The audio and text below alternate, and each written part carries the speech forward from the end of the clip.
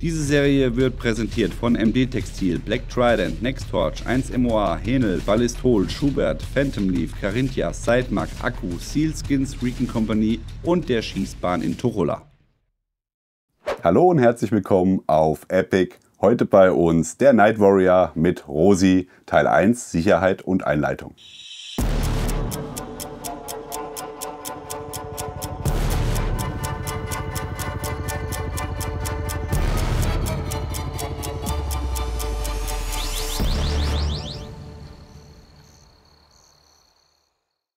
Da sind wir wieder mit dem Rosi. Rosi, grüße dich. Danke dir, dass du Zeit hast, wieder mit uns eine schöne Serie zu machen.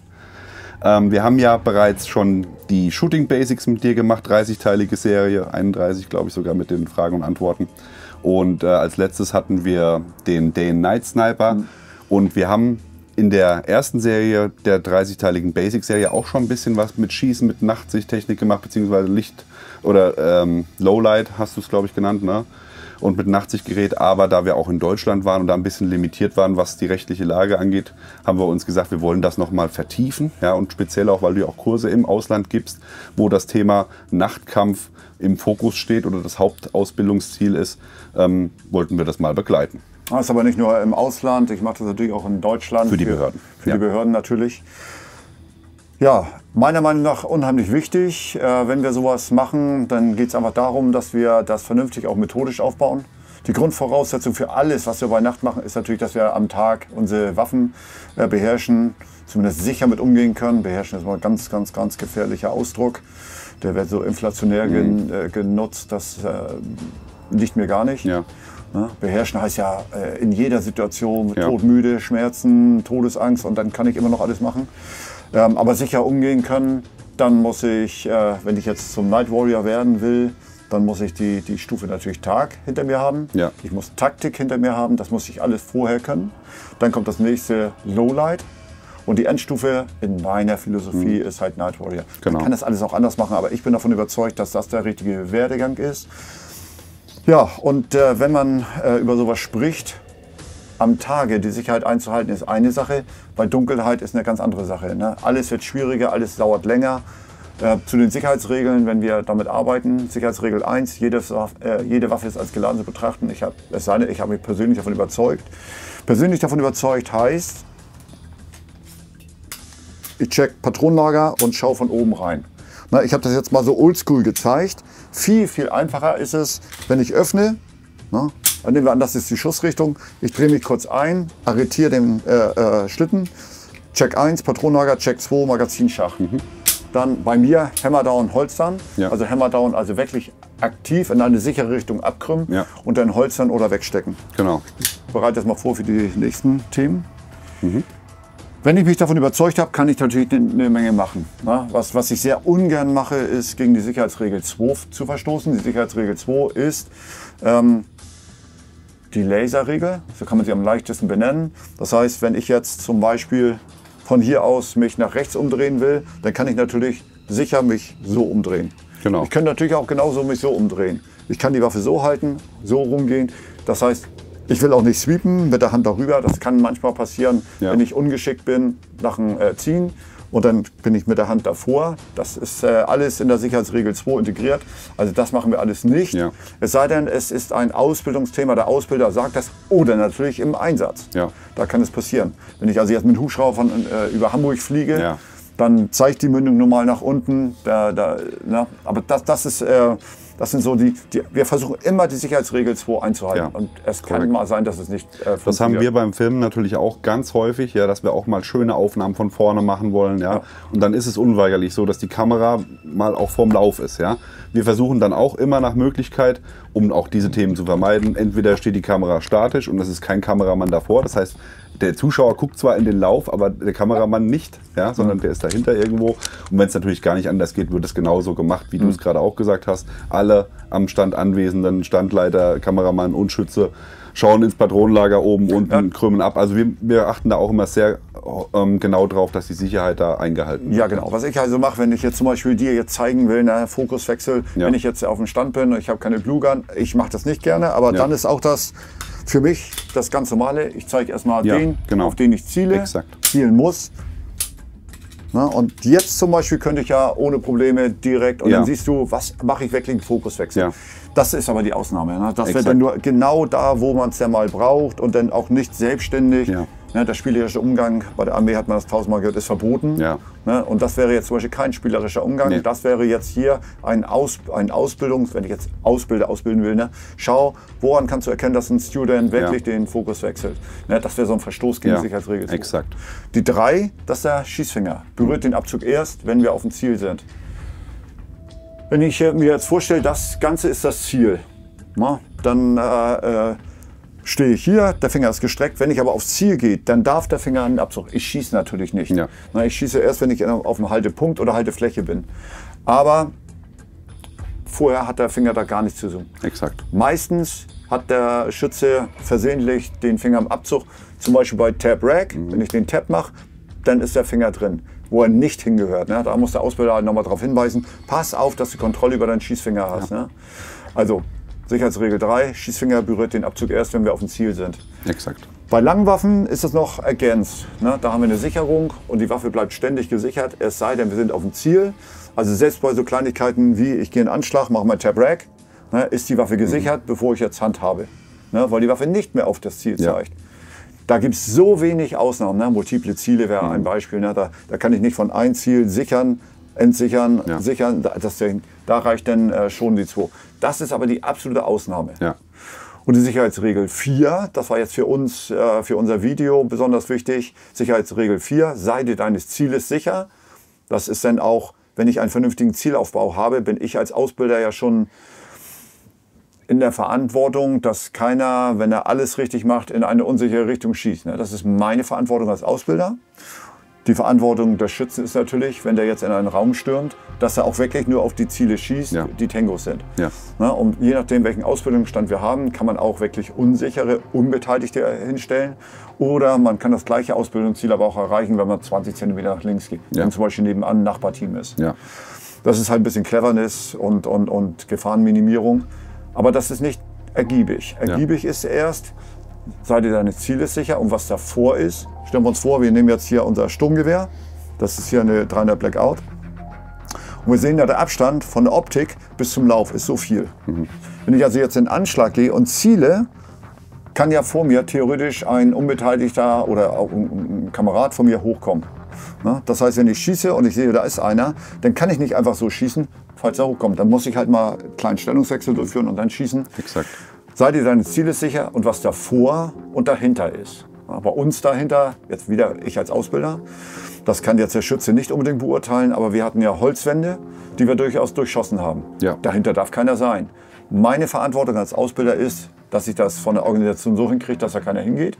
Die Verantwortung des Schützen ist jedoch, wenn ich jetzt eine Zielscheibe in der Mitte aufbaue vom Raum und dahinter habe ich einen Unbeteiligten, dass er nicht einfach durch den Terroristen schießt und dann den Unbeteiligten trifft, sondern auch da einen Stellungswechsel durchführt oder im Extremfall jetzt im scharfen Einsatz, ne, wenn das jetzt die Einsatzentfernung ist und hinter dir ist jetzt ein Unbeteiligter, dass ich vielleicht runtergehen muss oder genau das Gegenteil, reingehen muss und dir dann in die Hüfte schieße. Ne? Ja.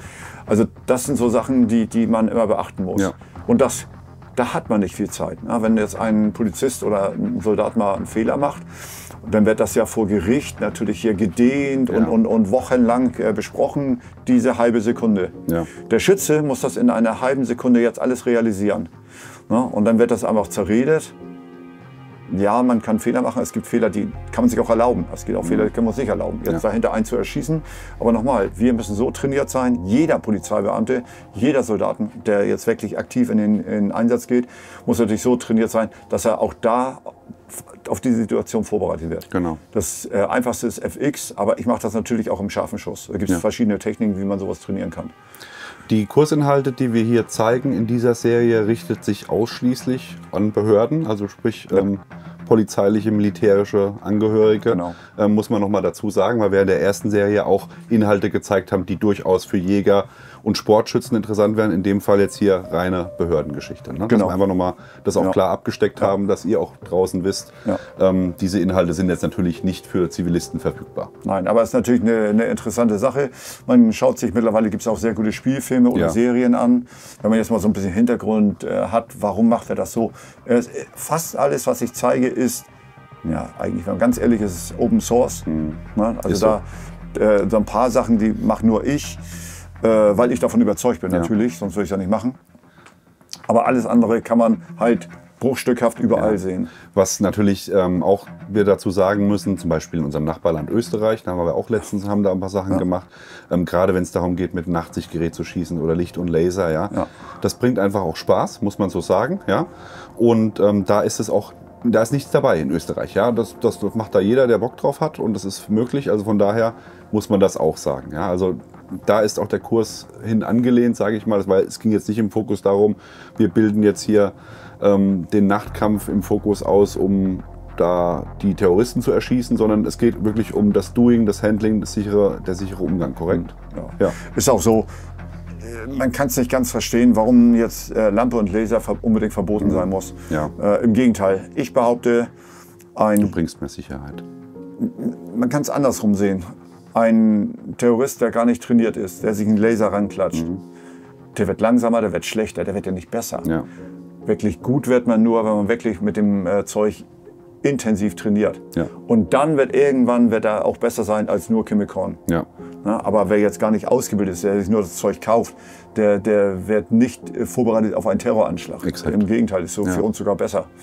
Weil wir gegen einen schlecht Ausgebildeten, der auch mit seiner Technik nicht ankommt, oder jetzt Airsoft-Klamotten sich da irgendwie ranbaumelt und dann denkt, jetzt kann er besser Menschen erschießen. Ja. Nee, das ist genau das Gegenteil.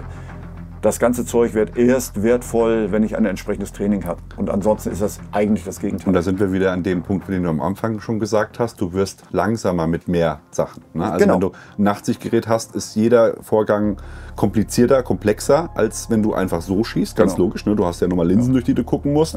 Du hast verschiedene Winkel.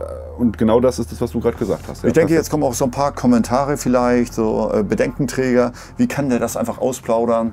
Gehen wir mal an die amerikanische Armee, da geht man YouTube und guckt sich nur Battle Drills an. Die zeigen genau zum Einzelnen exakt, wie man jetzt in den Raum stürmt und so. Der Amerikaner hat ganz klar erkannt, das macht auch den Angreifer nicht besser, also den Terroristen, dass er jetzt weiß, wie die Taktik ist. Denn einer, der jetzt weiß, wie es geht, der hat ja noch nicht den Ausbildungsstand des anderen direkt vor sich jetzt. Ne? Also von daher, das bringt nichts. Und es gibt natürlich auch immer noch mal einen ganzen Haufen Kniffe und Tricks, die du in deinem Schublädchen hast, die du nicht verrätst. Nein, die würde ich auch nicht. Also zum Beispiel, völlig legitim. Na, wenn ich mir vorstelle, ich bin ja bei Spezialkräften, die sagen mir nicht, das eine oder andere, wie sie es machen, das geht natürlich gar kein was an. Ja. Exakt. Und das soll auch so bleiben und so ist auch richtig. Ja, und das, was wir jetzt hier machen, wenn wir in einen Raumkampf gehen, das ist jetzt eine Sache, das Buch kann sich jeder kaufen. Ja. Da steht es dann drin, hier Strongwall, wie man das macht. Das ist, alles kann man nachlesen. Aber im Detail, wenn das ein schlecht ausgebildeter Mensch macht, dann ist das überhaupt kein Vorteil. Kein Vorteil. Ja. Auch wenn ich jetzt weiß, der geht in den Raum rein an die Stelle. Na, wenn das ein guter Schütze ist, der gut trainiert ist, dann macht er genau das Gleiche und ich werde trotzdem überrascht. Ja. Na, geht dann darum, was kann der alles, wenn er wirklich diese Taktik anwendet. Wie gesagt, die Amerikaner, völlig entspannt, dürfen alle wissen, dürfen auch die Taliban wissen, dürfen auch Boko Haram wissen, weil unseren Ausbildungsstand werden sie nie kriegen. Nee. Weil sie weder die Mittel noch die Zeit dafür haben. Check. Ja. Und keine guten Ausbilder. Ja. Aber ich will noch mal ganz kurz auf weil ich da gerade für die Polizei sehr, sehr viel Wert lege. Ich mache Seminare, wo es nochmal darum geht, den Bereich 0 bis 3 Meter. Und auch da will ich ja die Sicherheitsregel 2 einhalten. In einigen Polizeien ist man mit Suhl schon ganz weit vorne. Ne? Oh, revolutionär machen wir. Ne? Das ist sowas von Atom-Oldschool. Ich sage, das ist sogar falsch. Ne? Ich mache nur noch modifiziert Suhl. Vor ein paar Jahren habe ich das Rosul genannt, von Rosi-Suhl, bis ich festgestellt habe, in Amerika kam einer exakt auf meine Idee. Und zwar völlig unabhängig. Ne? Das war dann eine Praxis, waren so 2 dicke Polizeibeamte, die haben sich dann unter einer Brücke unterhalten und die haben fast meine Worte genommen. So, wie kamen die drauf? Die hatten ein paar tote Beamte, weil sie dann von den Bösen denen die Waffe abgenommen wurde. Ne? Deswegen das hier, ich zeige jetzt nicht, wie es geht, aber mit einem billigen Handgriff habe ich die Pistole in der Hand.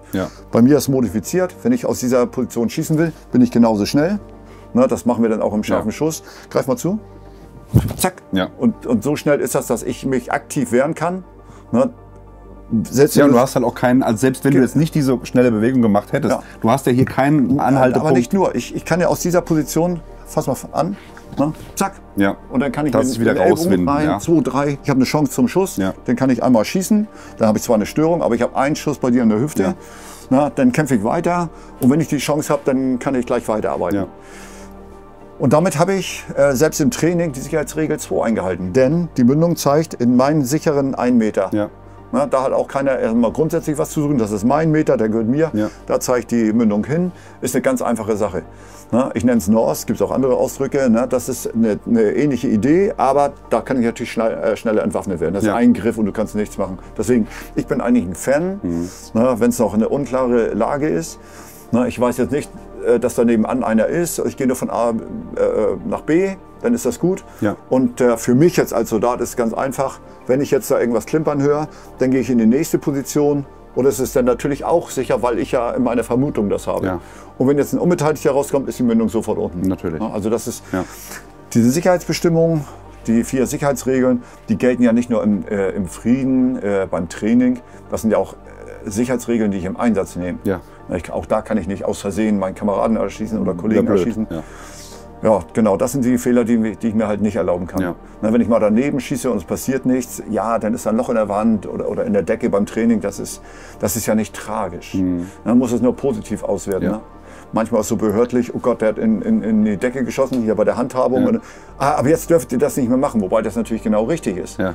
Das ist natürlich völliger falscher Ansatz. Ne? Wenn da einer in die Decke geflaggt hat, dann hat er in die Decke geflaggt. Dann wird das schön groß, von mir aus auch mit den Namen hingehängt. Hier, stellt euch vor, was für ein Honk. Ballert hier in der Decke rum und so. Seht zu, dass ihr nicht auch so eine lange Nase werdet. Na, so könnte man das ja machen. Ja. Einfach diese Erziehung zur Sicherheit. Ne? Und das ist für mich eine elementare Sache. Nicht nur Ausbildung zur Sicherheit, sondern auch Erziehung zur Sicherheit. Ja. Dass sie das von sich aus machen. Ja. Ne? Dass es eine ganz natürliche Handhabung ist. Und dass es auch nicht lax wird, ja. Also sagen, Lack wird. Bei uns ist es häufig so, oder wir haben das schon des Öfteren auch gesehen, dass man dann Leute hat, die tagtäglich mit Waffen umgehen und dann vielleicht auch das Sicherheitsgebaren nachlässt einfach. Ja? Und das darf nicht passieren. Nein, Ja? nein. Du musst wirklich dann hergehen und sagen, okay, was habe ich hier? Ja? Und auch wenn du jetzt weißt, was es ist, versuche immer es so zu handhaben, wie wenn es... Ich weiß jetzt, das ist eine Plastikpistole, eine Spielzeugpistole, ja, aber ich werde trotzdem versuchen, Das ist keine sie jetzt nicht dir... Spielzeugpistole. Ja, du weißt, was ich meine, Ja. in Anführungszeichen. Ja. Keine scharfe Waffe, sagen Ja. wir es so, Ja. okay? Dann ist die Nomenklatur klar. Und selbst da würde ich jetzt nicht hergehen und sie einfach dir mit dem Lauf über Nein. den Körper ziehen, ja? Ja, genau. Einfach, weil das ist das Muskelgedächtnis. Ja. Du hast es im ersten Kurs immer sehr schön gesagt, deine Toolbox, dein Werkzeugkoffer, den du hast und die Reserven, auf die du zurückgreifen kannst, wenn du Stress hast, die du dir ersparst. Ja? Weil wenn das drin ist, musst du darüber keine Gedanken mit dir mehr Genau. machen. Und dann hast du diese Ressource frei für andere Dinge. Bin ich jetzt auch gleich bei der nächsten Aktion. Na, wenn wir so weit rangehen, ne? Und das wird leider nicht gut gemacht, auch bei Spezialeinheiten nicht gut. Ne? Die sichere Kenntnis von, nicht nur Kenntnis, die sichere Durchführung von Waffenhandhabung. Ne? Na, das heißt, ich habe jetzt hier mal vorbereitet mit einer, Ja. das ist eine TRT. Das ist einfach nur so ein Einsatz, sodass ich dann auch mit einer Waffe handhaben kann. Ganz kurzer Einwand, für alle, die die erste Serie noch nicht gesehen haben, die Shooting Basics, gerade da in den Teilen Ausrüstung und Sicherheit ist sehr, sehr viel von dem, was wir hier jetzt auch zeigen, nochmal zu finden. Also gerade auch hier, diese TRT fand ich auch Weltklasse. Ja. Alles verlinkt da, ja, könnt ihr dort zurück nochmal finden. Ja, sorry, und weiter? So, Beispiel, ne, wenn ich jetzt am Tage, ne, ich mache kämpfe ein Ziel, es macht Klick. Wobei im Feuerkampf wirklich ein Klick zu hören, wir sagen das immer, ne, es macht Klick. Ne, dann ist das zwar richtig, aber nicht ergiebig. Ne? Ergiebig ist das, ich bin mitten im Feuerkampf und irgendwann funktioniert die Gurke nicht. So. Am Tage gucke ich mir das Ding an, bei Nacht funktioniert sie nicht. Mache ich einmal einen Fingerstrich rüber, da kommt eine Hülse raus, aber das hatten wir alles schon mal. Aber deswegen will ich es so kurz machen, in Vorbereitung auf den Nachtkampf. Ne? Dann fühle ich einfach, Kanone zu, Tap, Rack und fertig. Oder ich fühle, da ist eine Hülse weg. Ja. Oder ich fühle, oh, da ist ein Wuling, Double Feed. Oder ich fühle, sie ist nicht verriegelt, verriegeln. Ja. So, für die Vorbereitung auf den Nachtkampf ist das halt so. Ne? Wenn ich ganz normal am Tage das trainiere, dann muss ich gar nicht sagen, was da ist. Sie trainieren es erstmal, dann sensibilisiere ich die Krieger. Dann nachher, zum Beispiel mit der BIF-Brille auf und ich arbeite mit einem Laser, das ist jetzt hier nur ein Lampendummy. Ja. Na, wenn ich damit arbeite, dann kann ich ja gar nicht sehen, was es ist. Das heißt, die Augen, die Haptik, das Fühlen der Störung, das muss auch natürlich werden. Und zwar jetzt nicht ohne Handschuh, sondern mit den Einsatzhandschuhen. Und viele sagen, Rosi, das geht nicht. Also, tut mir leid, das mache ich seit 15 oder 20 Jahren so. Ja, klar, das geht und man kann es auch jedem beibringen. Nur man muss sich einmal sensibilisieren. Ich darf jetzt nicht Licht ausmachen und sage, jetzt mach mal. Sondern ich trainiere das am Tage. Da gibt es so verschiedene Techniken. Ich weiß gar nicht, ob wir das mit der Augenbinde gemacht hatten damals. Ich glaube nicht. Also ich habe dann ja so eine Schlafbrille. Ja. Ich habe eine Schießbrille, Schlafbrille. Dann bauen wir eine Störung ein. Dann steht er dann da. Dann krümmt er ab. Es macht Klick oder auch nicht. Dann fühlt er, stellt fest, das ist ein Tab-Rack, dann nehmen wir die Augenbinde hoch und dann bekämpfen wir das Ziel. Ja, und so kann man ihn dann auch wieder vorbereiten. Das hat natürlich 1000 andere Vorteile.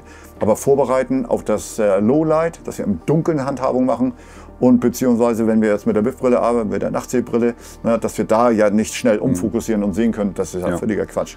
Sondern ich fühle das und arbeite dann schnell durch. Und das könnte man ja tatsächlich auch adaptieren, gerade jetzt auch für Beamte, die vielleicht häufig Nachteinsätze haben, dass die das für den Standard nehmen, auch für den Tageinsatz, wenn du keine zeitlichen Verluste dadurch hast. Ne? Also ob ich jetzt hier den Blick mache oder kurz fühle. Ja. Es dauert natürlich einen Ticken länger, ist ganz klar. Ja? Als wenn ich kurz hochnehme und schaue und die Störung mit Sicht identifizieren kann. Ja?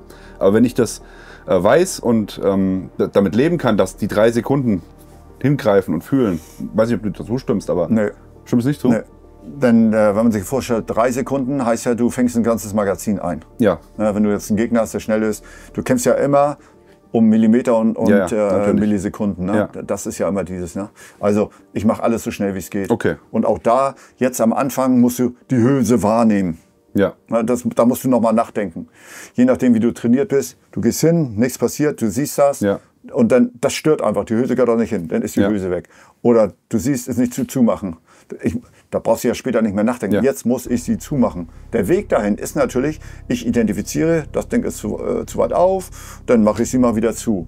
So, und das wird irgendwann, das wird automatisiert. Nur, wenn du jetzt zum Beispiel eine Störung 4 hast, hatten wir ja beschrieben, und du fängst an mit Tab-Rack, hast einen Double Feed. Ja.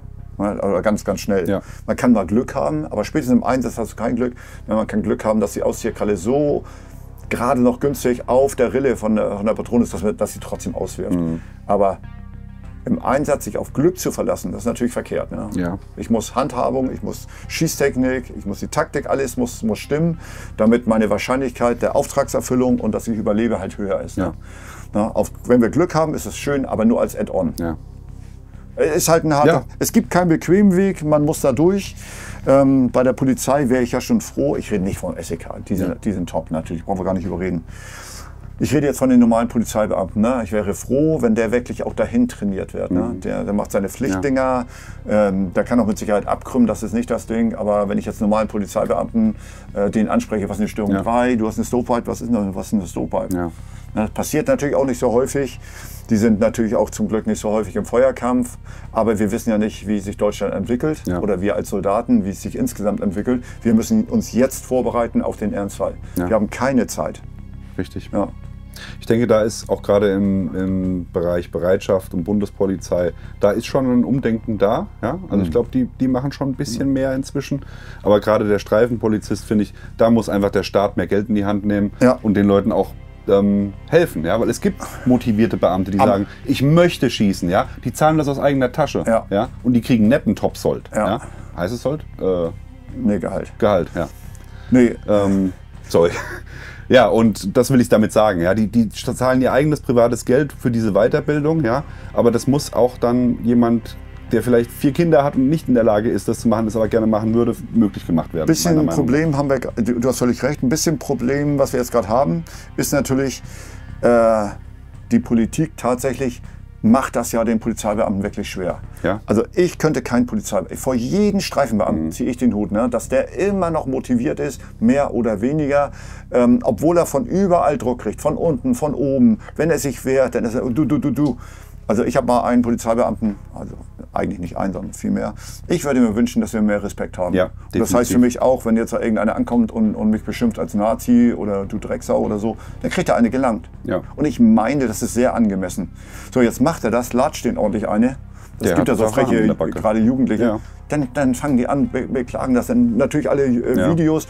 Ja, die Videos haben ja ihr Recht. Ja. Dann soll man halt alles zeigen. Und da wird er selbstverständlich freigesprochen, Ja. sodass der auch mal wieder kämpfen kann für Ja. Disziplin und Ordnung und Respekt. Aber was passiert? Er wird nicht freigesprochen oder er kriegt ein Disziplinarverfahren, wird freigestellt, was auch immer. Und das Ende vom Lied wird sein, dass er beim nächsten Mal wegschaut. Ja? Dass er einfach sagt, ich möchte mir das gar nicht geben. Ich sehe da vielleicht eine Gruppe andersfarbiger als... Man muss ja gar nicht anders. Nee, ich sage nur als Beispiel, ja? Weil das ja auch immer auf dem Thema ist, ne? Dass man aufgrund von Profile... wie heißt das? Dings, genau. Dings ist immer gut, um zu erklären. Ja. Ihr wisst, was ich meine. Ja. Um da diese Eskalation schon vorab zu verhindern aufgrund seiner Erfahrung. Aber er darf es nicht, weil dann ist er wieder in einer Bubble drin und deswegen guckt er einfach weg und denkt sich, gut, dann ist es so. Ja, und das ist schade. Ja, es gibt ja auch welche Drogendealer, die dann da hier in den Knast gehen. Ja. Da machen sie tot, ja, morgen bin ich draußen, Ja. du kriegst deine 3.000, ich krieg meine 30.000. Ja. Lacht und geht dann rein und weiß ja, dass er gleich wieder rauskommt. Das ist natürlich Traurig. bitter. Ja, bitter. Deswegen höchster Respekt an euch da draußen. Ja. Und dann gibt es natürlich leider auch solche Beamten, die gar keinen Bock haben auf Schießtraining und Waffentraining, weil die jetzt sagen, mein Junge, 20 Jahre bin ich schon auf der Straße, ich musste das Ding noch nie ziehen.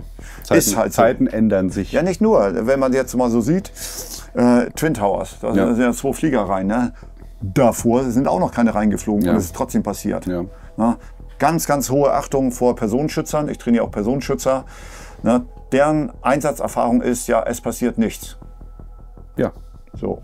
Aber einmal in 30 Jahren Arbeit, 3 Sekunden müssen Sie auf diese Höchstleistung. Exakt. Das heißt, 30 Jahre sind Sie vorbereitet auf diese 3 oder 5 Jahre oder 1 Jahr, 2 Monate, auf diese 3 Sekunden. Und da müssen Sie funktionieren. Ja. Und dann, trotz der Einsatzerfahrung, es passiert ja nichts, diese Konzentration zu halten, muss ich sagen, Hammer. Ich bin eher so ein Operator-Typ. Ne? Ich gehe aktiv irgendwo rein. Ich weiß, ich gehe jetzt in eine Gefahr. Das ist für mich viel einfacher. Ich kann meinen Kopf schon mal auf Kampf einstellen. Die müssen das von sich aus, obwohl sie sehen, Mama San geht von links nach rechts und dann das kleine Kind und dann kommt da einer an mit einem Blumenstrauß und dann wird das Messer in den Hals. Ne, das hatten wir ja schon. Ne? Also diese Disziplin auf so viele Jahrzehnte zu halten. Übel. Ja, das ist ganz tolles. Ja, muss ich auch sagen. Hammer. Wäre nicht mein Ding. Ja. Ich trainiere sie gerne, das ist gar keine Frage. Aber diese Selbstdisziplin und das ist schon eine tolle Sache. Es gibt natürlich auch andere, aber die ich kenne, das sind sehr, sehr motivierte, aggressive, also positive, aggressive, kontrollierte Aggressivität. Ne? Sind ganz harmlos, sind freundlich und im richtigen Augenblick gibt es dann den bösen Gefechtsblick oder die Kanone in der Hand. Ne? Also das hinzukriegen über so viele Jahre, das muss ich sagen, Hut ab dafür. Definitiv. Ja. Ja, ich denke, da haben wir für die Einleitung und zum Thema Sicherheit genug gesagt. Wir haben noch ein bisschen Mindset mit drin. Ja, gehört immer dazu. Gehört auch mit dazu. Auch da wiederum verweise ich nochmal auf die alte Serie. Da haben wir das auch nochmal ein bisschen mehr unterteilt, wo nochmal intensiv über die einzelnen Themen gesprochen wird. Kann ich echt euch nur ans Herz legen. Und ansonsten für Fragen und weitere Themen, die euch interessieren, zu diesem Thema einmal rein in die Kommentare bei uns. Schaut in die Videobeschreibung, da findet ihr alle notwendigen Informationen, die ihr noch braucht. Und natürlich auch unsere Sponsoren, die diese ganzen Rosi-Serien möglich machen. Einen großen Dank an diese und auch an euch die Bitte nochmal, unterstützt die, dann können wir auch mehr solche Inhalte für euch präsentieren. Ja, ansonsten bleibt mir nichts anderes übrig, als zu sagen, wie immer an dieser Stelle, liken, Abo, Glocke klicken. Es wird spannend, es bleibt spannend. Wir sind raus, bis dann. Macht's gut. Bye, bye. Ciao. Diese Serie wird präsentiert von MD Textil, Black Trident, Nextorch, 1MOA, Henel, Ballistol, Schubert, Phantom Leaf, Carinthia, Sidemark, Akku, Sealskins, Recon Company und der Schießbahn in Torulla.